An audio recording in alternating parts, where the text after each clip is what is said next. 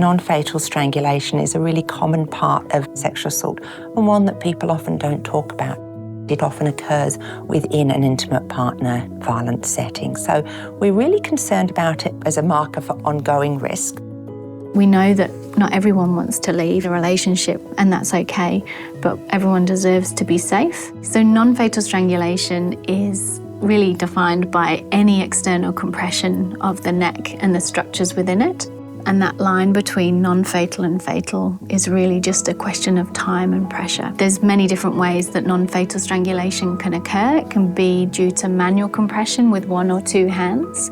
It could be with an external object, a ligature, or a chokehold. It blocks off the important structures, which are your airway, which provide air coming into the whole of your body, the arteries up to your brain. The most common signs and symptoms of non-fatal strangulation is the petechiae, which is little capillary hemorrhages underneath the eyelids and inside of the mouth, voice changes and pain on swallowing. Pain in the neck, difficulty breathing, difficulty seeing, visual disturbances, and difficulty hearing, headaches and dizziness, and sometimes weakness in an arm or a leg.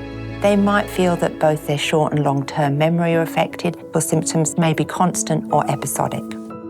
So many women don't recognise that having that pressure is a non-fatal strangulation. What we're probably seeing more of is multiple short non-fatal strangulation events. Even if each episode is not significant, not to the point of loss of consciousness, over time, repeated deprivation of oxygen to the brain can lead to serious consequences.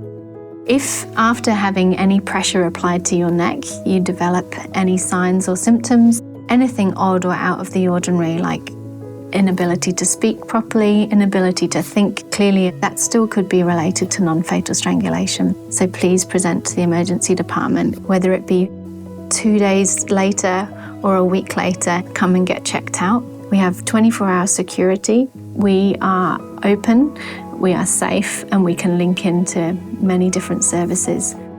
When a woman comes to our department, she'll go through the registration and triage process where she'll be seen by a nurse that takes a brief history and does some observations. If there's no immediate life threats, she would come to the emergency short stay where she would have a full history and examination looking for and documenting any signs, other injury, and then do a CT scan and a full broader social safety assessment. If she needs to stay because there's nowhere else to go, she'll be admitted to our short stay unit and can stay overnight. You are the expert in your own health.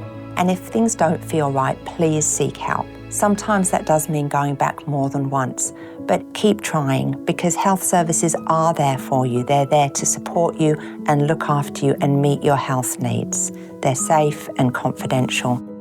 Even if you've had one event, that's one event too many.